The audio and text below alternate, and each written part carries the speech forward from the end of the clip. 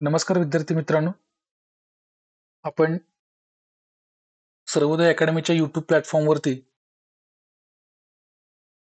जी state board series सुरू केली आहे.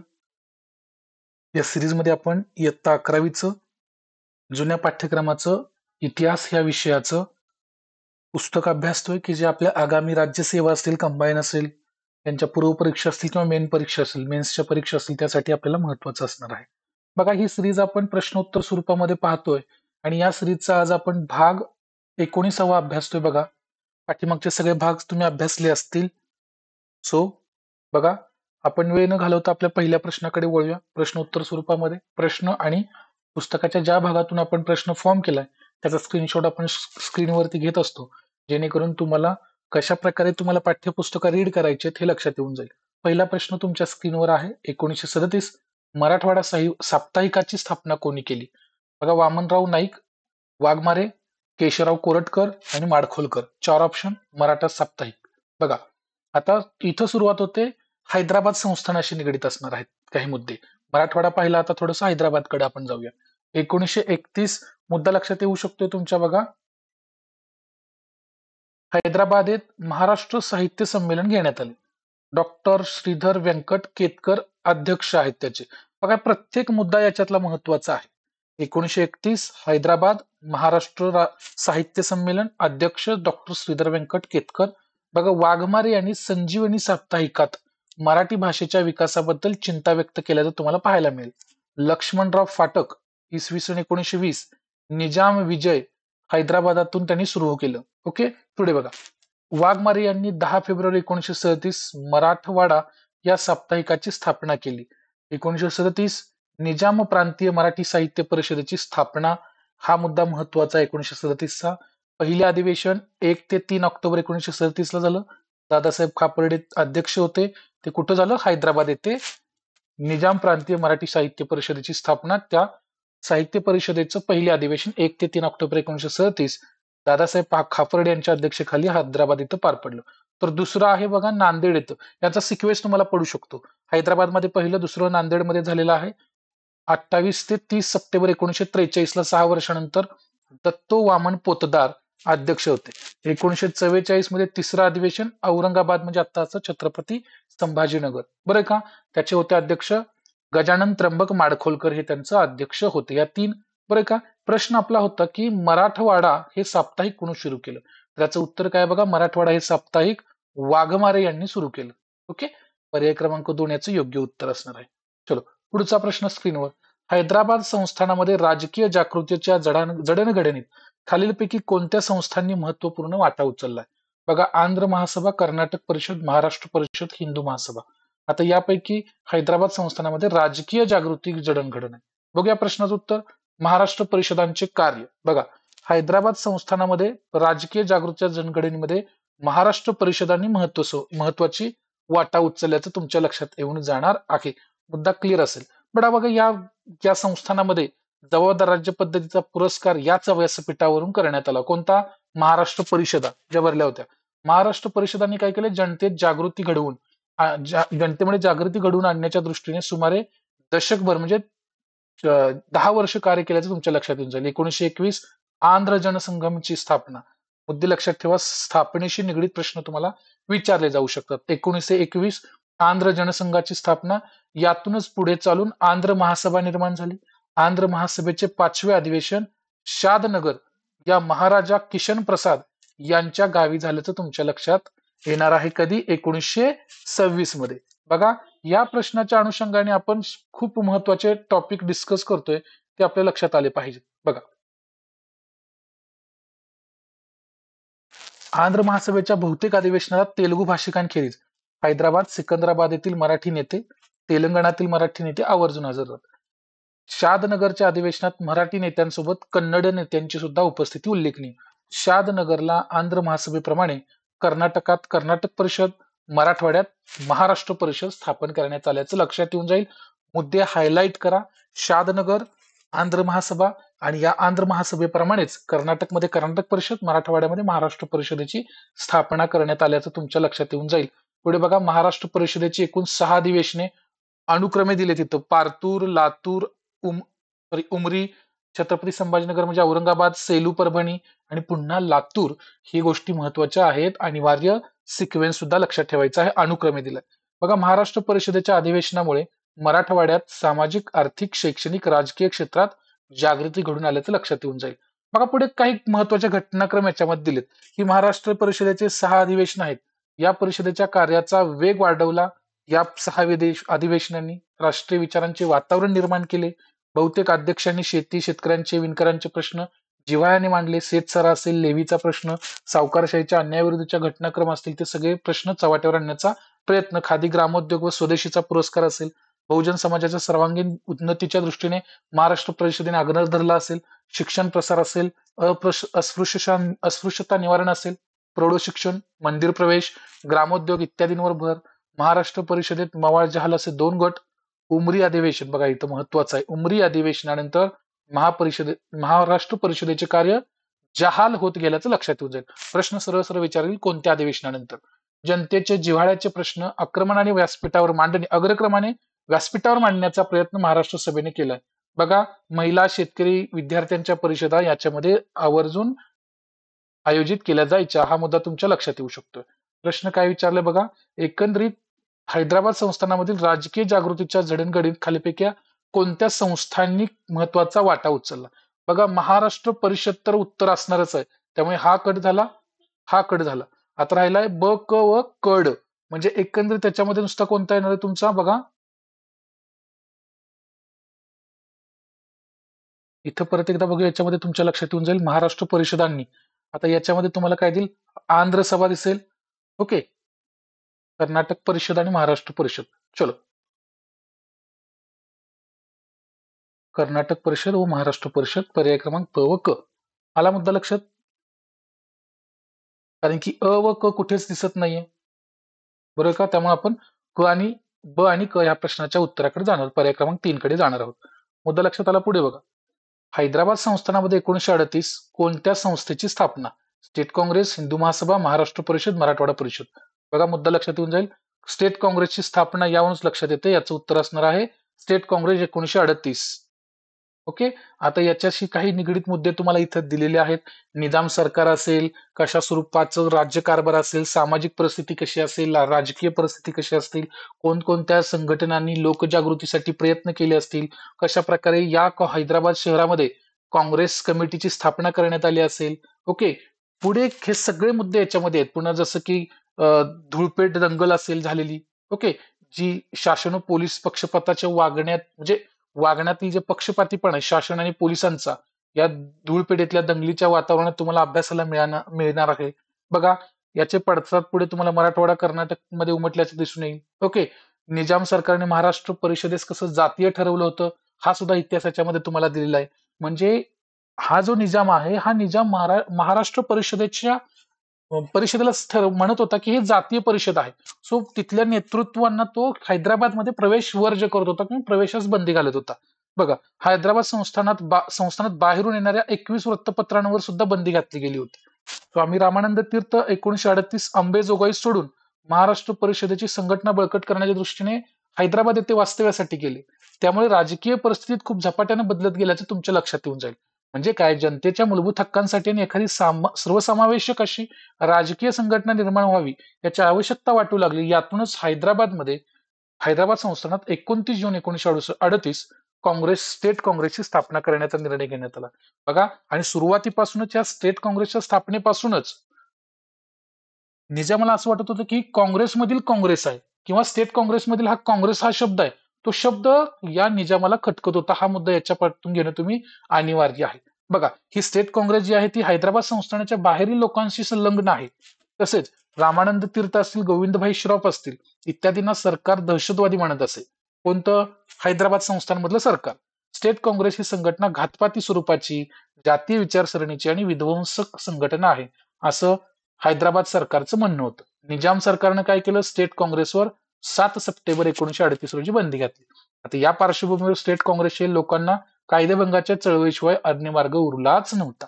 म्हणजे काय, हैदराबाद स्टेट काँग्रेसने आपला लढा नागरी हक्कांसाठी आहे असे स्पष्टपणे सांगून संपूर्ण संस्थानातून तरुण कार्यकर्ते सत्याग्रहासाठी तयार करण्याचं कार्य केलं. शांततामय व सनदशीर मार्गाने लढा चालवला. 18 तुकड्या तुरुंगवासात गेल्या होत्या. स्टेट काँग्रेसने 1200 सभासद नोंदवले. 1938 स्वामी रामानंद तीर्थांनी सत्याग्रह केला. त्यामुळे त्यांच्यावरती खटला भरला गेला आणि 1.5 वर्षाची सक्त मजुरी त्यांना ठोठवण्यात आली.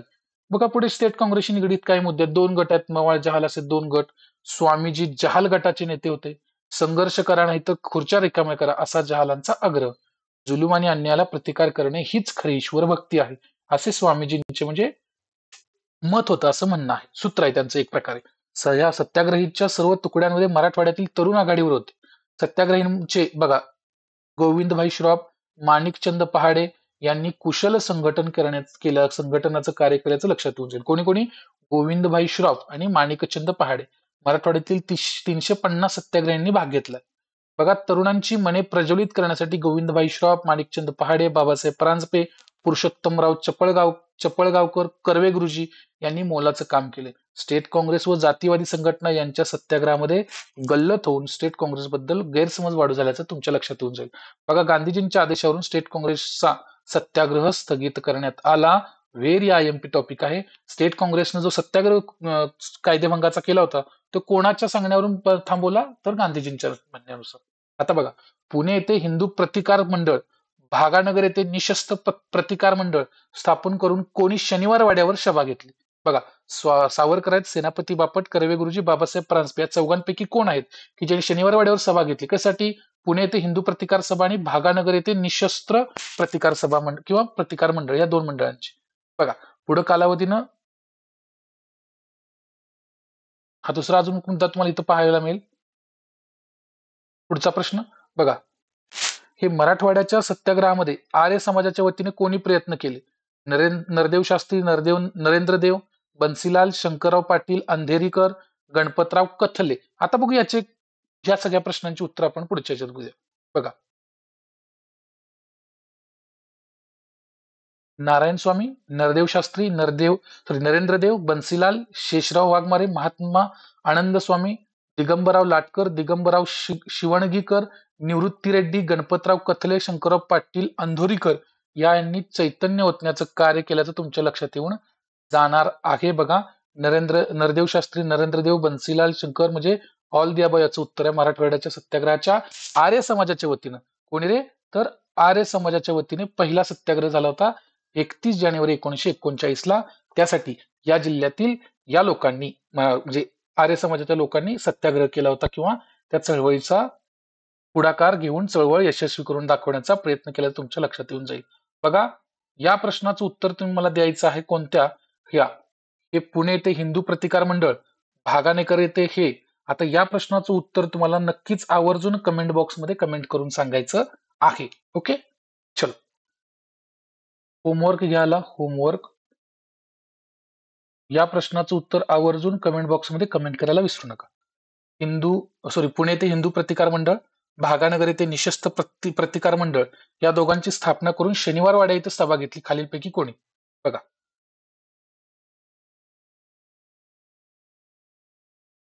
दलितांचे भारतीय स्तरावरील नेते असलेले व्यक्ती ज्यांनी सिकंदराबाद येथे जाहीर सभा घेऊन हैदराबाद मुक्ती संग्रामाला पाठिंबा दिला होता. आंबेडकर असतील, राजभोज, दोन्ही योग्य दोन्ही अयोग्य. हैदराबाद मुक्ती संग्रामाला दलितांना भारतीय स्तरावरती बघा निजाम राजवटीत पश्त अक्वाम या नावाची संघटना कार्यरत. या संघटनेत काही दलित नेते होते. निजाम राजवटीचे समर्थन ते करायचे. हैदराबादातील दलित नेते व्यंकटराव व श्यामसुंदर अतिशय जहाल भाषेत दलितांना प्रक्षोभित करत असत आणि निजामावरील निष्ठा व्यक्त करत असत सतत.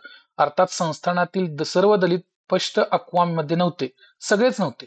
स्टेट काँग्रेस असेल, आर्य समाज असेल, हिंदू महासभा यांमध्ये सुद्धा काही दलित कार्यकर्ते होते. त्यांनी सर्वांनीच म्हणजे सर्वांच्या बरोबरीने विविध सत्याग्रहांमध्ये या दलित समाजातील नेत्यांनी सहभाग दर्शवल्याचा, तुरुंगवास पत्करल्याचा, हौतात्म्य पत्करल्याचा तुमच्या लक्षात येऊन जाईल.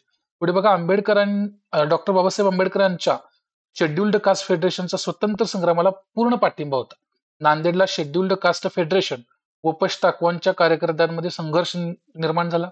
दलितांचे आणखीन एक भारतीय स्तरावरील नेते पी एन राजभोज यांनीही सिकंदराबाद येथे जाहीर सभा घेऊन हैदराबाद मुक्ती संग्रामाला पाठिंबा दिला होता. पुढे बघा आंबेडकर यांच्या हैदराबाद मुक्ती संग्रामाबाबत विचार अगदी स्पष्ट होते. संस्थानातील जनतेला आव्हान केले की भारतीय संघ राज्यात सामील व्हावे. हैदराबाद संस्थान व स्वतंत्र म्हणजे भारताच्या विभाजनाची सुरुवात ठरेल. हैदराबाद संस्थान जर स्वतंत्र झालं तर भारताचे विभाजन, भारताचे तुकडे होतील असं ते म्हणणं त्यांचं होतं. डॉक्टर आंबेडकर थोर कायदेपंडित, त्यांनी ब्रिटिश अधिसत्ता यांची चिकित्सा केली. 17 जून 47 रोजी आपल्या विस्तृत निवेदनात त्यांनी स्थानिक स्वतंत्र राहू शकत नाहीत असे सिद्ध करून दाखवले. आणि बघा, हैदराबाद आणि भारत यांची भौगोलिक एकता अविभाज्य आहे. हैदराबाद संस्थानाला नष्ट करू देता कामा नये. निजाम हा शत्रू आहे, त्याची बाजू घेऊ नका, असे बाबासाहेबांनी 27 नोव्हेंबर 1947 रोजी जाहीरपणे घोषित केल्याचं लक्षात येऊन जाणार आहे. म्हणजे भारतात सामील न होणाऱ्या सामील होण्यास नकार देणाऱ्या निजामाला काहीही सहानुभूती दाखवण्याची गरज नाही. निजाम भारताचा शत्रू, अनुसूचित जातींमधील एकाही माणसाने निजामाची बाजू घेऊ नये अशी विनंती बाबासाहेबांनी लोकांना केल्याचं तुमच्या लक्षात येऊन जाणार आहे. म्हणजे याचं उत्तर आहे दोन्ही. म्हणजे काय दिले बघा, इथं काय दलितांचे भारतीय स्तरावरील नेते असले. आता याचं एक्झॅक्ट उत्तर जर पाहायचं झालं तर फक्त राजभोज आहेत, लक्षात ठेवा. राजभोज उत्तर दलितांचे भारतीय स्तरावरील नेते असणार आहे. आता जर सिकंदराबाद येथे जाहीर सभा म्हणल्यानंतर फक्त राजभोज येतात. पण प्रश्न असा आला की हैदराबाद मुक्ती संग्रामाला कोणत्या दलित भारतीय नेत्यांनी किंवा भारतीय स्तरावरील नेत्यांनी पाठिंबा दिला म्हटलं तर बाबासाहेब पण येतील. पण इथं सिकंदराबाद जाहीर सभा म्हणजे पी.एन. राजभोजे याचं उत्तर असणार आहे. बघा, नागपूर विद्यापीठाचे कुलगुरू यांनी उदार अंतकरणाने उस्मानिया विद्यापीठातून काढून टाकलेल्या विद्यार्थ्यांना प्रवेश दिला. फुलचंद गांधी, देवदत्त दाभोळकर, टी.जे. केदार, नरेंद्र देव. चलो बघूया या प्रश्नाचं. वंदे मातरम विद्यार्थी चळवळ.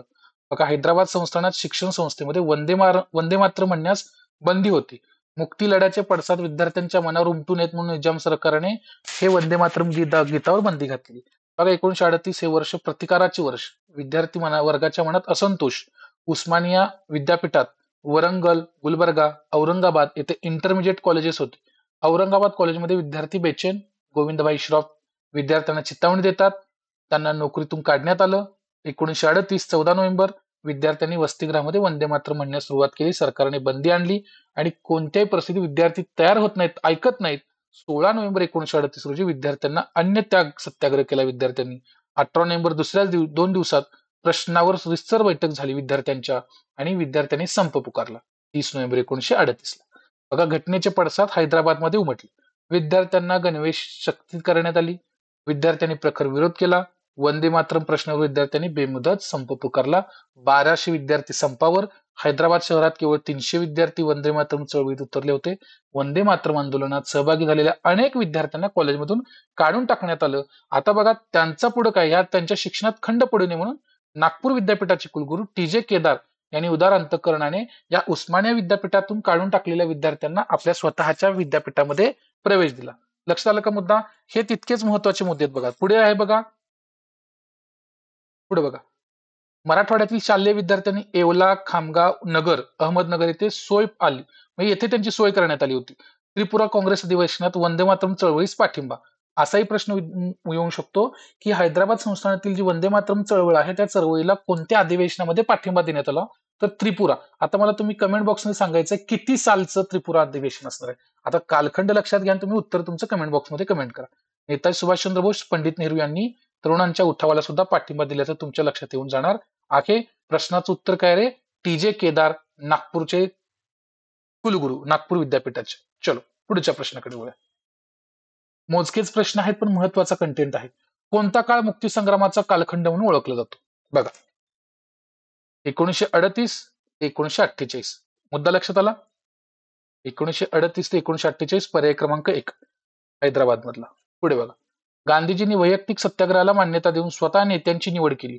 योग्य जोडी. बघा, हिरालाल कोटेचा उस्मानाबाद, देवरामजी चव्हाण बीड, अच्युतभाई देशपांडे औरंगाबाद, मोतीलाल मंत्री उस्मानाबाद आणि स्वामीजी बीड. आता यापैकी योग्य जोडी कोणती आपल्याला ओळखायची की जी वैयक्तिक सत्याग्रहाला गांधीजींनी मान्यता दिली आणि त्यांनी त्या त्या भागातील नेत्यांची निवड केली? बघूया, तिथे दिले बघा. महात्मा गांधींनी स्वतः 5 नेत्यांची निवड केली. त्यात स्वामीजी होते, हिरालाल कोटेचा बीड, बरे का, हिरालाल कोटेचा बीड आणि स्वामीजी दोघं बीडचे. देवरामजी चव्हाण उस्मानाबाद. बघा, देवरामजी चव्हाण उस्मानाबाद म्हणजे हे चुकलंय, हे पण चुकले. देवरामजी चव्हाण. कोटेचा बीड हे पण चुकलंय. अ चूक ब चूक. स्वामीजी बीड हे तेवढं बरोबर असणार आहे. पुढे बघा, अजून काय दिलंय?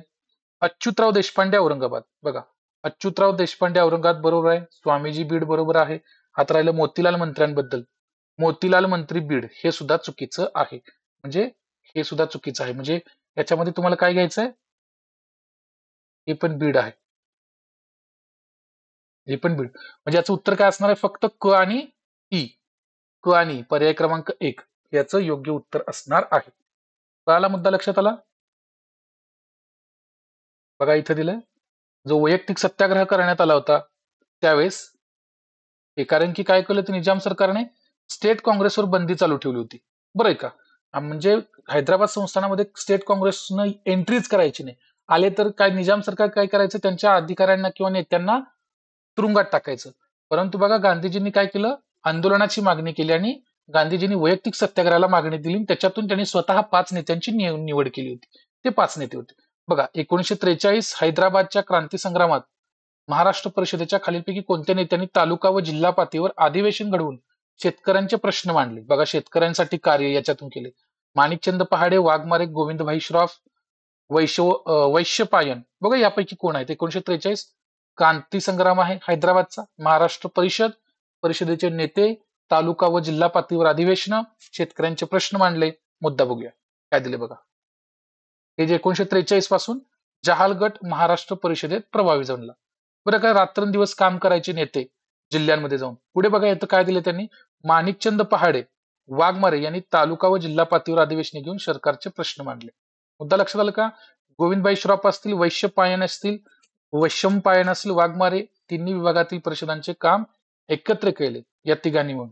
आता 15 नोव्हेंबर 1945 रोजी प्रांतिक परिषदांच्या कार्यकारी मंडळाचे संमेलन घेण्यात आले. स्टेट काँग्रेसवरील बंदी उठवण्यासाठी जहालांप्रमाणेच मवाळ गट पुढाकाऱ्यांनी सुद्धा प्रयत्न केल्याचं तुमच्या लक्षात येऊन जाईल. परंतु शेतकऱ्यांच्या प्रश्नाचं उत्तर झालं तर पहाडे आणि वाघमारे, अ व ब ही 2 विधानं योग्य असणार आहे त्याच्यात. चलो 1946 टिंबटिंब म्हणजे कुठं झालं अधिवेशन, की जिथं महाराष्ट्र परिषदेची स्थायी समितीची बैठक होती. त्यात महाराष्ट्र परिषदेचे स्टेट काँग्रेसमध्ये विलिनीकरण करण्याचा निर्णय. बघा हैदराबाद, परभणी, बीड, नांदेड. बघूया या प्रश्नाचं उत्तर काय दिलं बघा. 16 ते 17 ऑगस्ट 1946 स्टेट काँग्रेसची हैदराबादला बैठकीत जहाल व मवाळ गटाचा संघर्ष घडून 1.5 लाख सभासद 1 लाख रुपयांची वर्गणी जमा करण्याचा संकल्प स्टेट काँग्रेसने घेतला आणि 1946च्या अखेरीस परभणी येथे महाराष्ट्र परिषदेच्या स्थायी समितीची बैठक होऊन महाराष्ट्र परिषदेचे स्टेट काँग्रेसमध्ये विलिनीकरण करण्याचा उत्तर असेल पर्याय क्रमांक 2 परभणी. 1946ला परभणी इथं काय झालं, महाराष्ट्र परिषदेची स्थायी बैठक झाली समितीची आणि महाराष्ट्र परिषदेला स्टेट काँग्रेसमध्ये विलीन करण्यात आलं. हा मुद्दा लक्षात घ्यायचा आहे.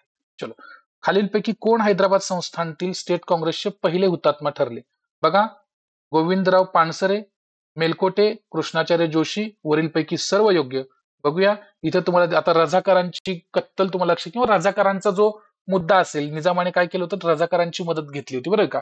त्याचा मुखिया कोण होता, तर कासिम रिझवी होता. बघा कासिम रझवी इत्तेहादुल, ओके, मुस्लिम संघटनेचा अध्यक्ष झाला. ओके, आणि या रजाकारांनी ही जी निमलष्करी संघटना आहे, यांनी काय या संघटनेस निजाम स्वतः वैयक्तिक कोशातून आर्थिक मदत करायचा. ओके, अतिरेक्यांचे गटही उदयास आले होते या कासवी रिझवी सोबतच या हैदराबाद संस्थानामध्ये. बघा रिझवीने आपल्या प्रतिस्पर्ध्यांचा घात करून हुकुमशाही प्रस्थापित केली होती. रजाकारांचा वापर करून संस्थानात दहशतीचे वातावरण निर्माण झाले. प्रजा व रजाकारांचे संघर्ष सतत घडून यायचे. अर्जापूर, नांदेड या गावाजवळ गोविंदराव पानसरे यांचा 21 ऑक्टोबर 1947 रजाकारांनी खून केला. पानसरे एक निष्ठावान गांधीवादी होते आणि पहिले हुतात्मा ठरलेत ते लक्षात ठेवा स्टेट काँग्रेसचे. अर्जापूर गोळीबारात पानसरे सोबत अन्य 4 जण प्राणाला मुकले होते. हे पण तुम्ही लक्षात घ्यायचं. म्हणजे याचं उत्तर काय आलं? याचं उत्तर झालं पानसरे. चलो पहिले हुतात्मा ठरले स्टेट काँग्रेसचे. बघा बिदर येथे झालेल्या 1 जानेवारी 1947 रोजी स्टेट काँग्रेसच्या स्थायी समितीच्या बैठकीमध्ये मवाळ व जहाल गटामध्ये फूट होऊन नवीन स्थायी समिती निर्माण करण्यात आली. तिच्या अध्यक्षपदी कोण होते?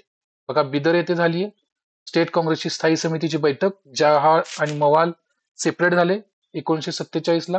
अध्यक्षपदी कोण होते? स्वामी रामानंद तीर्थ, माणिक पहाडे, गोविंदभाई श्रॉफ, वाघमारे. बघूया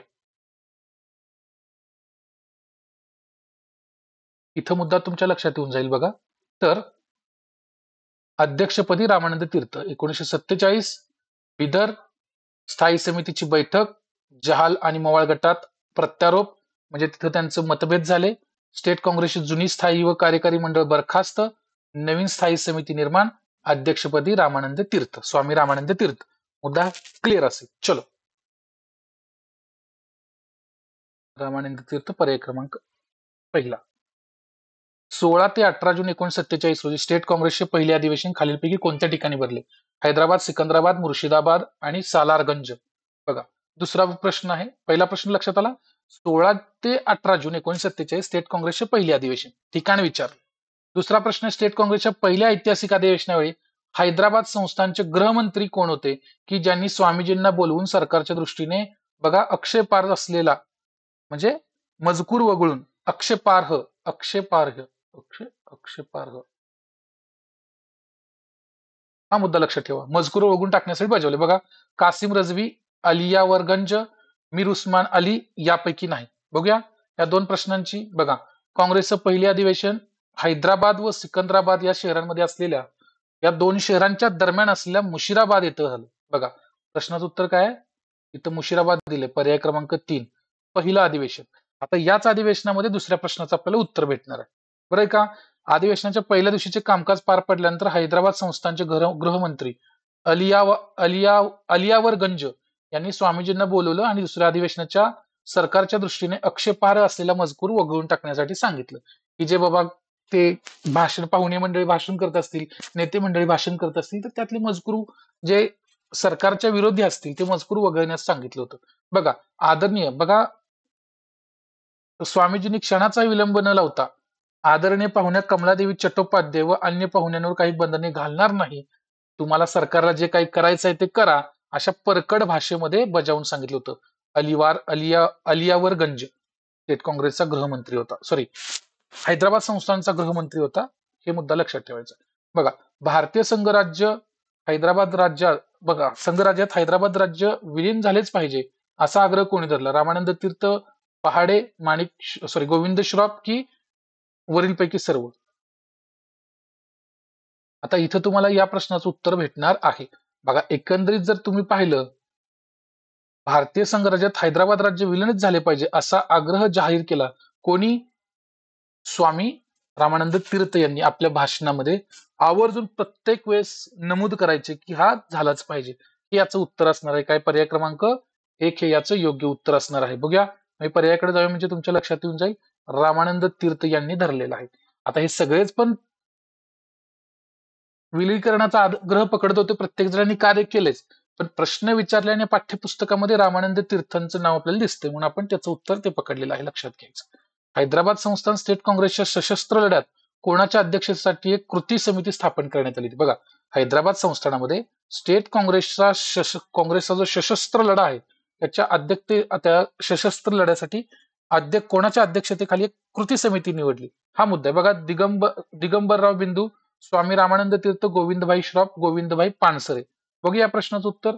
एकंदरीत बघा, स्वामीजींनी मुक्तीलढा तीव्र करण्यासाठी एकीकडे सत्याग्रहींच्या तुकड्या पाठवायच्या, तर काही लोकांनी भूमिगत होऊन 1942च्या चळवळीसारखं कार्य करायचं असं ठरलं. हैदराबाद संस्थानात कासिम रिझवी नेतृत्वाखाली बघा इत्तेहादुल मुसलमीन या संघटनेची सशस्त्र सेनाची उभारली होती. रजाकार या नावाने प्रसिद्ध आहेत, लक्षात आलं का? आता रजाकारांना तोंड देण्यासाठी काँग्रेसनं पण काही सशस्त्र लढ्याचं कार्य करायचं ठरवलं. मग त्या सशस्त्र लढ्यासाठी बघा, तुम्हाला लक्षात येऊन जाईल बघा, की सशस्त्र लढ्यासाठी कोणाच्या अध्यक्षतेसाठी एक कृती समिती निवडली होती? लक्षात येऊन झालं.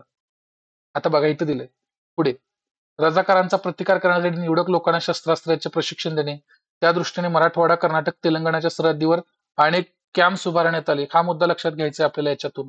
पुढे दिले बघा, सर्व आंदोलनाचे मार्गदर्शन करण्यासाठी श्री दिगंबरराव बिंदू यांच्या अध्यक्षतेखाली एक कृती समिती स्थापन करण्यात आली होती. लक्षात आलं का? दिगंबरराव बिंदू. प्रश्नाचं उत्तर काय आलं? दिगंबरराव बिंदू, पहिल्या पर्याय क्रमांक 1. एकंदरीत हे प्रश्न अशा स्वरूपाचे, आणि नीट जर पाहिलं तर इथं आपलं संपतोय कोणता सिलेबस? इयत्ता 11वीचं जुन्या इतिहासाचं पाठ्यक्रमाचं पुस्तक. बघा, सर्वोदय अकॅडमीचं ऍप्लिकेशन प्ले स्टोअरवरून इन्स्टॉल करा. वेगवेगळ्या बॅचेस तिथं ऑलरेडी रन होत आहेत, काही बॅचेस रेकॉर्डेड स्वरूपात आहेत. तुम्हाला जी बॅच योग्य वाटेल ती बॅच तुम्ही परचेस करू शकताय. टेलिग्राम चॅनल असेल, व्हॉट्सअपचे चॅनल्स असतील, ग्रुप्स असतील, त्या लिंक्स तुम्हाला या व्हिडिओच्या डिस्क्रिप्शन बॉक्समध्ये अवेलेबल करून दिलेल्या आहेत. लिंकवरती क्लिक करा आणि सर्वोदय अकॅडमीच्या प्लॅटफॉर्मचे सदस्य व्हा. बघा हे सेशन कसं वाटलं. मुद्दाम हे सेशन फास्ट घेण्याचा प्रयत्न केलाय की तुम्हाला येणाऱ्या एक्झाम्समध्ये याचं सहकार्य होईल. बघा मला नक्की आवर्जून कमेंट करा, इयत्ता 11वीचं पुस्तकातील हे जे सगळे सेशन्स घेतले ते सेशन्स एकच मेगा मॅरेथॉन घ्यावं की नको या संदर्भात तुम्ही आवर्जून कमेंट करून मला सांगायचं आहे. चलो ठीक आहे, मी इथंच थांबतो. बऱ्यापैकी आपलं 11वीचं पाठ्यक्रमाचं पुस्तक संपलंय, घोषित करतो. Thank you so much.